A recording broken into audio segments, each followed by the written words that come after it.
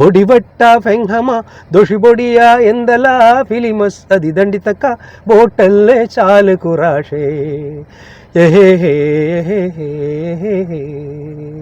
ഓരോ ദ്വീപിലും കാർഡ് സിസ്റ്റമാണ്. ഒരു ബൈക്കിന് ഒരു മാസത്തേക്ക് 10 ലിറ്റർ അത്ര റേഷനാണ് ഇപ്പോഴും. ലോകത്ത് റേഷനായിട്ട് പെട്രോൾ കൊടുക്കുന്ന ഏക സ്ഥലമാണ്. ഫേമസ് അല്ലല്ലേ?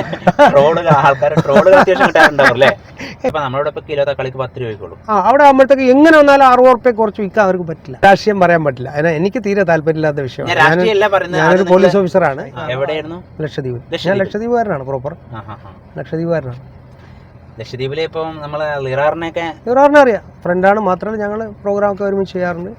അറിയുന്ന ആളാണ്. ലിറാറിനോട് ചോദിച്ചാൽ അറിയാമല്ലോ. ലിറാർ നിങ്ങളൊരു പ്രോഗ്രാം ചെയ്തിട്ടുണ്ടല്ലേ? അവൻ ഈ അടുത്ത് തന്നെ വിളിച്ചത്. അവർ മംഗലാപുരം വരെ പ്രോഗ്രാം ഉണ്ട്, അങ്ങോട്ട് പോകുന്നുണ്ടെന്ന് പറഞ്ഞ് മലപ്പുറത്ത് വരുന്നതൊക്കെ പറഞ്ഞിരുന്നു എന്നോട്. ലിറാറ് ഫേമസ് ആണ്. ലക്ഷദ്വീപിന്റെ പേര് ഉയരങ്ങളിൽ എത്തിച്ചൊരു തീർച്ചയായും അവന്റെ വോക്കൽ വളരെ വളരെ വ്യത്യസ്തമായ ഒരു വോക്കലാണ്. അറ്റക്കനിയെ ഞാൻ നിന്നെ ഓർത്തു കഴിയുന്നു, ദുരിതക്കടലിൻ നടുവിൽ നീന്തി തുടിക്കുന്നു. പേര് കുഞ്ഞിക്കോയ എന്നാണ്. ലക്ഷദ്വീപിലെ എന്നെ ഒരു ചെറിയൊരു എഴുത്തുകാരനാണ്. ലക്ഷദ്വീപിലെ ആൾ ഇന്ത്യ റേഡിയോ ആർട്ടിസ്റ്റാണ്. ഇപ്പൊ അഭിനയിച്ചുകൊണ്ടിരിക്കുന്നത് ടീച്ചർ അമ്മ 8 മണിക്ക് ഏഷ്യാനെറ്റിൽ. കേരളത്തിലുള്ള വലിയ വലിയ ഗായകരെ കൊണ്ട് രഹന, മാർക്കോസ്, അതുപോലെ വേറെ ആരൊക്കെ? വിധു പ്രതാപ് എന്റെ ലിറിക്സ് പാടിയിട്ടുണ്ട്. ഇതണ്ടിത്തക്ക ബോട്ടല്ലേ ചാല് കുറാഷേ.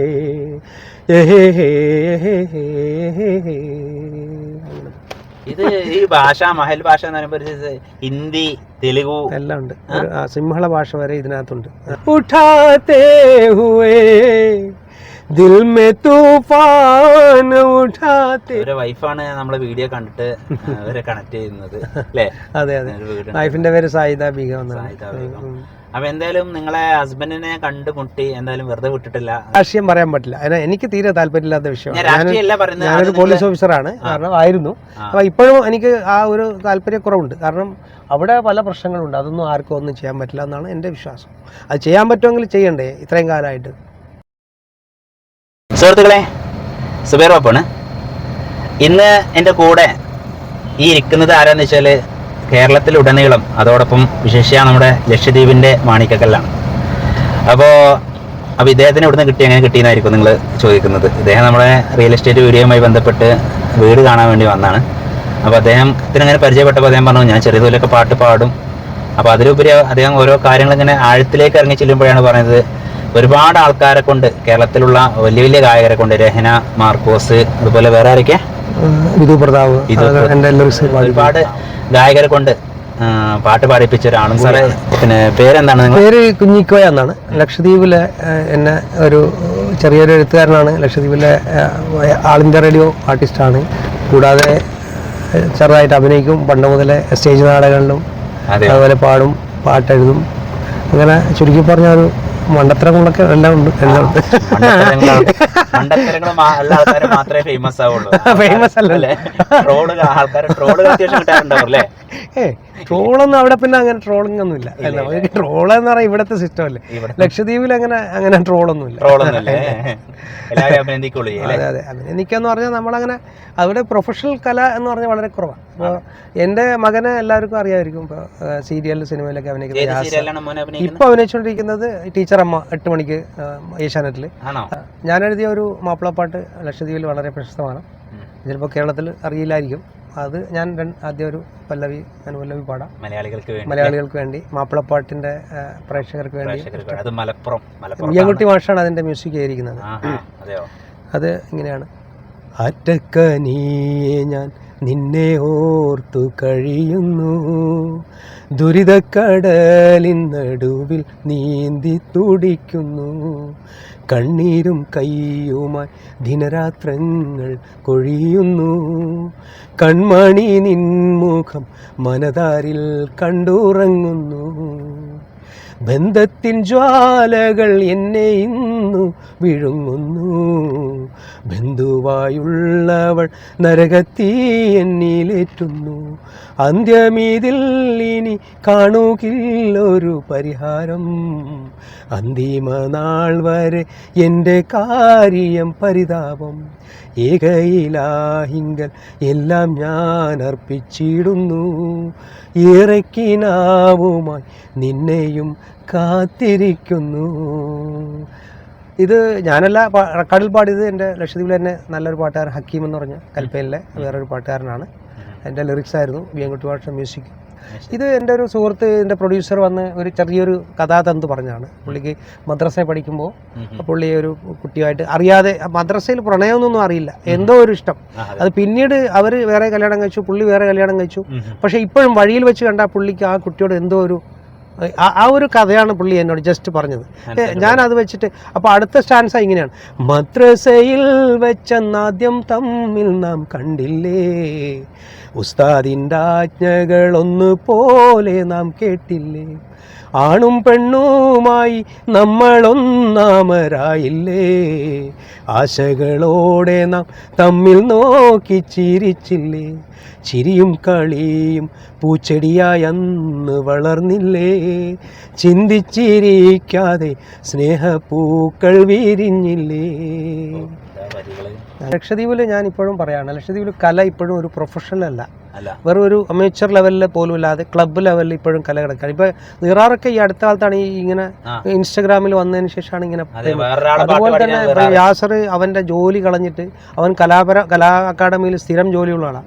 അത് വിട്ടിട്ട് വന്ന് ഇവിടെ നിന്നതിന് ശേഷമാണ് അവന് കൂടുതൽ ചാൻസും സീരിയലിൽ സ്ഥിരമായിട്ട്, സീരിയലൊക്കെ ആകുമ്പോൾ സ്ഥിരമായിട്ട് ഇവിടെ കിട്ടും മൂത്താള്. അപ്പൊ അങ്ങനെ നിൽക്കണമെങ്കിൽ രക്ഷിതാക്കളുടെ ഒരു ഇതും കൂടി സപ്പോർട്ട് കൂടി വേണം. ഞാനത് ചെയ്തുകൊണ്ട് അവന് പറ്റി. അങ്ങനെ എത്രയോ നല്ല കലാകാരന്മാർ ലക്ഷദ്വീപിലുണ്ട്, പക്ഷെ അവർക്കൊന്നും സപ്പോർട്ട് ചെയ്യാൻ ആരുമില്ല. നീ പോയി അത് ചെയ്യും. പക്ഷെ കേരളത്തിൽ വന്നാലേ, ഇങ്ങോട്ട് വന്നാലേ നമുക്ക് അവിടെ ഇപ്പോഴും അവസരങ്ങളില്ല. അതായത് അവിടെ എന്ന് പറഞ്ഞാൽ ലക്ഷദ്വീപിൽ ഇപ്പോഴും ഞാൻ പറഞ്ഞില്ലേ, വല്ല ഗവൺമെന്റ് പ്രോഗ്രാമോ എന്തെങ്കിലും അല്ലാണ്ട് വേറെ കാര്യമായിട്ടൊന്നുമില്ല. അവിടെയാണ് ഇതിന്റെ പ്രശ്നം. ലക്ഷദ്വീപ് മൊത്തത്തിൽ 1,00,000 താഴെ ആൾക്കാർ ഇപ്പോഴും ഉള്ളൂ. ഒരു 70ന്റെ പുറത്താണ് ആളുകൾ ജനസംഖ്യ. അറിയാത്തോണ്ട് ചോദിക്കാറ്, കാരണം ലക്ഷദ്വീപുകാരനെ നേരിട്ട് കിട്ടിയോണ്ട് മറ്റൊരാളെ വാക്കിൽ നിന്ന് നമുക്ക് കേൾക്കണ്ടല്ലോ. പൊതുവെ അവിടെ കമ്മ്യൂണിറ്റി ഏതാ വരുന്നത്? അവിടുത്തെ കാര്യം എന്ന് പറഞ്ഞത് ശരിക്ക് 100% മുസ്ലിംസ് ആണ്. അവിടെ 100% മുസ്ലിംസ്. അവിടെ വന്ന് ജോലി ചെയ്യുന്നവരുണ്ട്, ഇവിടെ നിന്ന് പോയി കേരളത്തിൽ നിന്നൊക്കെ പോയി ഇന്ത്യയിൽ നിന്നുള്ള എല്ലാ ഭാഗത്തു നിന്നും ജോലിയായിട്ട് വരുന്ന അവിടെ ആൾക്കാരുണ്ട്. അവിടെ വളരെ കമ്മ്യൂണൽ ഹാർമണി ഉള്ളൊരു ഏരിയ ആണ്. എന്ന് പറഞ്ഞാൽ അമ്പലങ്ങളുണ്ട് എല്ലാ ദ്വീപിലും, ഒരു പ്രശ്നങ്ങളൊന്നുമില്ല. മുസ്ലിം ഏരിയ ആണെങ്കിൽ കൂടി യാതൊരു പ്രോബ്ലം ഇല്ലാതെ ജനങ്ങൾ വളരെ സന്തോഷത്തോടുകൂടി കഴിയുകയും അവിടെ വന്ന് മാന്യമായിട്ട് ജോലി ചെയ്ത് അവർക്ക് കുടുംബം പോറ്റാനുള്ള പൈസയുമായിട്ട് തിരിച്ചു വരികയും ചെയ്യുന്ന ഒരു സ്ഥലമാണ്. കൂലിയും കാര്യങ്ങളൊക്കെ കൂടുതലാണ് ഇവിടത്തേക്ക്. എല്ലാ കാര്യങ്ങളും ലക്ഷദ്വീപിൽ എന്ന് പറഞ്ഞാൽ കേന്ദ്രഭരണ പ്രദേശമാണെന്ന് മാത്രം പറഞ്ഞാൽ മാത്രമേ ഉള്ളൂ. ബാക്കി കാര്യങ്ങളൊക്കെ ഒന്നിനും ഒരു മാഹി പോലെയോ അല്ലെങ്കിൽ ടാക്സ് ഫ്രീയോ ഒന്നുമില്ല. എല്ലാം കേരളത്തിൽ നിന്ന് പോകുന്ന വാറ്റും കാര്യങ്ങളൊക്കെ കഴിഞ്ഞ് കേറ്റർക്ക് കൂലിയൊക്കെ കഴിഞ്ഞിട്ട് പച്ചക്കറി ഇവിടെ 10 രൂപ കിട്ടുന്ന പച്ചക്കറി അവിടെ എത്തുമ്പോൾ നോർമലി 50 രൂപയ്ക്ക് കിട്ടും. ഇത് സത്യമാണ്. പെട്രോളിനൊക്കെ ഞങ്ങളൊക്കെ വർഷങ്ങൾക്ക് മുമ്പ് ഞങ്ങൾ 200 രൂപയ്ക്ക് പെട്രോൾ വാങ്ങി. ഞാനിപ്പോൾ 250-300 രൂപയ്ക്ക് പെട്രോൾ വാങ്ങിയിട്ടുണ്ട്. പെട്രോൾ ഇപ്പൊ ഞാൻ വാങ്ങിയിട്ടുണ്ട്. ഇപ്പൊ പോയപ്പോ ഇപ്പോഴും ഞാൻ പറഞ്ഞില്ലേ, പെട്രോൾ പമ്പുണ്ടെന്ന് പറയാം, അവിടെ 100 ചില്ലറ രൂപ സാധാരണ നോർമൽ. പക്ഷേ പുറത്ത് വിൽക്കാൻ കിട്ടുന്നില്ല. അവർ കരിഞ്ഞതൊക്കെ എങ്ങനെയോ കൊണ്ടുവന്ന് അവർ വിൽക്കുന്നവർ 300 രൂപയ്ക്കൊക്കെയാണ്. അത്രയും ബുദ്ധിമുട്ടാണ് അവിടുത്തെ ഓരോ സംഗതികൾ എത്തണമെങ്കിൽ. കച്ചവടക്കാരെ മാത്രമേ കുറ്റം പറയാൻ പറ്റില്ല നമുക്ക്. കാരണം അവിടെ സാധനം എത്തണമെങ്കിൽ വല്ല ഉരുവിലും കപ്പലിലും ഒക്കെ കയറ്റി ഇറക്കി കേരളത്തിലുള്ള മറ്റേ കേറ്ററക്കാർ അവരുടെ പൈസയും കൊടുത്ത് അവിടെ ഇറക്കുന്നതിൻ്റെ പൈസ ഇങ്ങനെയൊക്കെയാണ്. കപ്പലിൽ പോകണ്ടേ? IOCയുടെ ഒരു കപ്പലേ ഉള്ളൂ. അത് എല്ലാ ദ്വീപിലും ഇപ്പോൾ പെട്രോൾ പമ്പ് തുടങ്ങിയിട്ട് തന്നെ 1 വർഷമായില്ല. അതിനു മുമ്പ് ഇതുപോലെ ബാരലുകൾ ഓരോ സ്ഥലത്തു നിന്ന് കൊണ്ടുവന്നിട്ട് അവർ വിൽക്കുന്നതാണ്. ഓരോ ദ്വീപിലും കാർഡ് സിസ്റ്റമാണ്. ഒരു ബൈക്കിന് 1 മാസത്തേക്ക് 10 ലിറ്റർ അത്ര റേഷനാണ് ഇപ്പോഴും. ലോകത്ത് റേഷനായിട്ട് പെട്രോൾ കൊടുക്കുന്ന ഏക സ്ഥലമാണ് ഇപ്പോഴും. ഇന്ന് വരെ അങ്ങനെയാണോ? ബൈക്കിന് 10 ലിറ്റർ. രാഷ്ട്രീയം പറയാൻ പറ്റില്ല, എനിക്ക് തീരെ താല്പര്യമില്ലാത്ത വിഷയമാണ്. ഞാനൊരു പോലീസ് ഓഫീസറാണ്, കാരണം ആയിരുന്നു. അപ്പൊ ഇപ്പോഴും എനിക്ക് ആ ഒരു താല്പര്യക്കുറവുണ്ട്. കാരണം അവിടെ പല പ്രശ്നങ്ങളുണ്ട്. അതൊന്നും ആർക്കും ഒന്നും ചെയ്യാൻ പറ്റില്ല എന്നാണ് എൻ്റെ വിശ്വാസം. അത് ചെയ്യാൻ പറ്റുമെങ്കിൽ ചെയ്യണ്ടേ? ഇത്രയും കാലമായിട്ട് നമുക്ക് നമ്മളെ അപ്നാസപ്പനുള്ള പ്രേക്ഷകരോട് പറയാനുള്ളത് എന്താ വെച്ചാൽ, ഇപ്പോൾ ലക്ഷദ്വീപിലുള്ള ഒരു റിട്ടയർഡ് പോലീസ് ഓഫീസറാണ് എൻ്റെ കൂടെ ഉള്ളത്. പെട്രോളിന്റെ ക്ഷാമം മനുഷ്യന് വേണ്ടത് വാഹനം ഉണ്ടായിട്ട് കാര്യമല്ലല്ലോ, അത് കൊഴിക്കാൻ എണ്ണ വേണമല്ലോ. അപ്പൊ അതിനൊരു പരിഹാരം അവിടെ നിർബന്ധമായിട്ട് കണ്ടെത്തി കൊടുക്കണം. അത് പൊതുവെ ലക്ഷദ്വീപുകാരുടെ മെയിൻ ആവശ്യമാണത്. അതുപോലെ പച്ചക്കറി കാര്യങ്ങളൊക്കെ അവിടെ ഉണ്ടാക്കുന്നില്ല, ഇപ്പൊ നിർമ്മിക്കുന്നില്ല അവിടെ. അങ്ങനെയൊന്നുമില്ല, അങ്ങനെ ഒരു കൊമേഴ്ഷ്യൽ ആയിട്ടൊന്നും അങ്ങനെ മാത്രമേ ഉള്ളൂ. തെങ്ങും ഫിഷും, മീനും തെങ്ങും മാത്രമേ അവിടുത്തെ ഉൽപ്പന്നം എന്ന് പറയാൻ പറ്റും. മീൻ അവിടെ വില കുറവുണ്ടാവും. അതെ, മീൻ കുറവാണ്, ഫ്രഷുമാണ്. വളരെ നല്ല മീൻ കിട്ടും. അതുപോലെ തേങ്ങയും വിലക്കുറവാണ്. ഇപ്പോഴും 300 രൂപക്കാണ് അവിടെ. 300 രൂപയ്ക്ക് ഇപ്പോഴും പുറത്ത് കിട്ടണമെങ്കിൽ, അല്ലാതെ പമ്പിൽ 100 ചില്ലറ റുപ്യാണ്. കറക്റ്റായിട്ട് എനിക്ക് എത്രയാണെന്ന് എനിക്ക് ഓർമ്മയില്ല. മാഹിയിലൊക്കെ കേന്ദ്രഭരണ പ്രദേശം അവിടെ ഇവിടുത്തെ 10 രൂപ കുറവാണ്. അത് വേറെയാണ്. ഇവിടെ നേരെ തിരിച്ചാണ് അല്ലേ? അങ്ങനെ ഒരു സൗകര്യമൊന്നും അവിടെ ഇല്ല. ടാക്സ് ഫ്രീയോ ടാക്സ് ഇല്ലാത്തതോ ഒന്നും അവിടെ ഇല്ല. എല്ലാ കാര്യങ്ങളും കേരളത്തിൽ നിന്ന് സാധനം പോകുന്നതാണ്. കളിക്ക് 10 രൂപയ്ക്കുള്ളൂ. അവിടെ ആകുമ്പോഴത്തേക്ക് എങ്ങനെ വന്നാലും 60 രൂപ കുറച്ച് വിൽക്കാൻ അവർക്ക് പറ്റില്ല. 10 രൂപ കിട്ടിയ 10 രൂപ കിട്ടിയാൽ അവിടെ അത്രയും പറ്റും. 1000-1000 പുറത്താണ് ഒരാൾ. ചെലവും കൂടുതലല്ലേ? ചെലവ് കൂടുതലാണ്. പക്ഷെ അവിടെ അനാവശ്യ ചിലവുകൾ കുറവാണ്. ബാറില്ല, തിയേറ്റർ ഇല്ല, മനസ്സിലായോ? ബാറും തിയേറ്ററും ഇല്ല. നോർമലി അങ്ങനെ ഇവര് പണി കഴിഞ്ഞ ഉടനെ വെള്ളം അടിക്കാന്ന് പറഞ്ഞാൽ അത് നടക്കും. നിങ്ങളേതായിട്ട് എഴുതിയ ഏതെങ്കിലും പാട്ട് വേറെ ഉണ്ടോ? എഴുതിയ പാട്ട് കുറെ ഉണ്ട്. കിട്ടുന്ന വരികൾ. പിന്നെ ഞാനൊരു മഹൽ പാട്ട് പാടാം. ഞാൻ മഹൽ ഒരു ആൽബത്തിന് വേണ്ടി നമ്മുടെ ഈ പാട്ടുണ്ടല്ലോ, മറ്റേ നമ്മുടെ ചെമ്മീനിലെ പാട്ട്, കടലിനക്കരെ പോണവരെ, അതിന്റെ മഹൽ വേർഷൻ എഴുതിയിട്ടുണ്ട് എനിക്ക് വേണ്ടി. ഞാൻ പാടിയിട്ടുണ്ട്. അതും ഇങ്ങനെയാണ്. അതായത് നമ്മുടെ ലക്ഷദ്വീപ് ലാംഗ്വേജ്. അതെ അതെ, ലക്ഷദ്വീപിലെ ഒരു ഭാഷയാണ് മഹൽ, ഒരു മിനിക്കോയില്. ആ പാട്ടിന്റെ 4 വരി ഞാൻ പാടാം. കടലിനക്കരെ പോണവരെന്ന് പറഞ്ഞ പാട്ടിന്റെ മസ്കെ ഉള ധണി ഹേ മസ്കണ്ടു ബന്ധണി ഹേ ഊനങ്കി ഉലങ് ബല ഹേ ദായിരുക ഗദ തോമടുത്തോണു ബല ഹേ ബൊടുക്കങ്ങലി കലിബില ഫറത്തുള്ളിയെ ദിഗ്മഹേ മിയരു ഹിബരു ഫിയലേ കമ്പച്ചങ് മാനിയങ്ങവേ ഏഹേ ഓ വൈദൊന്നക ഗോവാലിയേ ലാഷേ നികങ് ഹേ ലാഷേ തക്കുറ ബൊടിവട്ട ഫെങ്ഹമ ദോഷി ബൊടിയ ಎಂದಲ ಫಿಲಿಮಸ್ ಅದಿ ದಂಡಿತಕ್ಕ ಬೋಟಲ್ಲೇ ಚಾಲು ಕುರಾಶೇ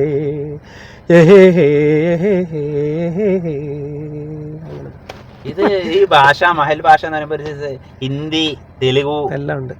സിംഹള ഭാഷ വരെ ഇതിനകത്തുണ്ട്. ഉറുദു എഴുതുന്ന പോലെ ലിപിയുണ്ട്. പക്ഷേ മറ്റ് 10 ദ്വീപിൽ അതിൽ മാത്രമേ ലിപിയുള്ളൂ. ബാക്കിയുള്ള ദ്വീപുകൾ സംസാരിക്കുന്ന ഭാഷയ്ക്ക് ലിപിയില്ല. വേറെ ഭാഷ. ഓരോ ദ്വീപിലും ചെറിയ വ്യത്യാസം. തൃശ്ശൂർ, എറണാകുളം മൊത്തം വ്യത്യാസമേ ഉള്ളൂ. അത് ലിപിയില്ല, സംസാര ഭാഷ. അവിടെ പിന്നെ ഒരു ദ്വീപിലൊക്കെ മിനിമം എത്ര ആൾക്കാരുണ്ടാവും? ഒരു ദ്വീപിൽ മാക്സിമം വന്നാൽ ഒരു 10,000. ലക്ഷദ്വീപ് കണ്ടിട്ടില്ല, അതുകൊണ്ട് ചോദിക്കുന്നുണ്ടോ, അറിയാൻ കുറെ ആൾക്കാർക്ക് ആഗ്രഹം ഉണ്ടാവും. ഒരു ദ്വീപ് മറ്റു ദ്വീപ് നമ്മൾ എത്ര വ്യത്യാസം? കുറെ ദൂരമുണ്ട്. മീൻസ് ആഴക്കടലാൽ വേർതിരിക്കപ്പെട്ടിരിക്കുന്ന ഓരോ ദ്വീപും. ഒരു ദ്വീപിൽ നിന്ന് അടുത്ത ദ്വീപിലേക്ക് മിക്കവാറും കാണാത്ത ദൂരമാണ്. ആൾതാമസമുള്ള ദ്വീപ് കാണുന്നതുള്ളത് അമിനി കടുമം മാത്രമേ ഉള്ളൂ. അവിടുന്ന് അമിനിയുടെ വടക്കൻ തലക്ക് നിന്ന് നോക്കിയാൽ സങ്കല്പം പോലെ കടുമം ദ്വീപ് കാണാം. അത്രയും ദൂരത്താണ്. അപ്പോഴും 1 മണിക്കൂർ 1.5 മണിക്കൂറിന്റെ ദൂരമുണ്ട് അവിടെ. പക്ഷെ മറ്റുള്ള ദ്വീപുകൾ തമ്മിൽ കാണുന്നില്ല. 10 ദ്വീപും ഇല്ലാത്ത ചെറിയ ചെറിയ ദ്വീപുകളും കൂടിയാണ് ഈ ലക്ഷദ്വീപ് എന്ന് പറയുന്നത്. ഇതിൽ 70,000 ചില 80,000 താഴെ ഉള്ളൂ മൊത്തം ജനങ്ങൾ ഇപ്പോഴും. ഒരു ദ്വീപ് 15,000 ആൾക്കാർ കൂടുന്ന ആ ഒരു സൗഹൃദം അത് വേറെ തന്നെ ആയിരിക്കും. അത് വളരെ വ്യത്യസ്തമാണ്. കാരണം ഒരു ഇന്റിമസി എപ്പോഴും ഉണ്ട് തമ്മിൽ, മനസ്സിലായി?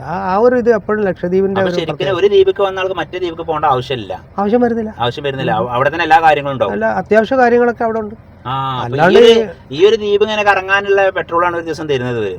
അങ്ങനെ എല്ലാ ദ്വീപിലും പെട്രോൾ കിട്ടും. പക്ഷേ റോഡ് വീതി കുറവ്. അതിന്റെ മാത്രമല്ല, അത്ര വലിയ സ്ഥലമില്ലല്ലോ, അതിനനുസരിച്ചുള്ള റോഡേ ഉള്ളൂ. 20-30 കൂടുതൽ നമുക്ക് ഓടിക്കാൻ പറ്റില്ല. 60 ഒരു സെക്കൻഡ് പോലും ഓടാൻ പറ്റില്ല. റോഡിനുള്ള സൗകര്യം അത്രേ ഉണ്ടാവുള്ളൂ. എന്റെ മനസ്സിലെ സങ്കല്പം എങ്ങനെ വെച്ചാൽ ലക്ഷദ്വീപ് എന്ന് പറഞ്ഞത് മൊത്തത്തിൽ ഒരൊറ്റ ദ്വീപായിട്ടാണ് എന്റെ മനസ്സിലുണ്ടായിരുന്ന സങ്കല്പം. ഇതുവരെ വേറെ ഭൂമി കഷ്ണങ്ങളാണ്, ഓരോരോ ദ്വീപുകളാണ്, ചെറിയ ചെറിയ അട്ടോൾസ് എന്ന് പറയും ഇംഗ്ലീഷിൽ. അട്ടോൾസ്. റഫി സാഹിബിന്റെ പാട്ടുകളാണ് എനിക്ക് ഏറ്റവും ഇഷ്ടം. ജിന്ദഗി ഭർ നഹീ भूलेगी बरसात की रात एक अनजान हसीना से मुलाकात की रात जिंदगी भर. അടിപൊളിയായിട്ട് ഹിന്ദി പിന്നെ എനിക്ക് അറിയണോണ്ടേ.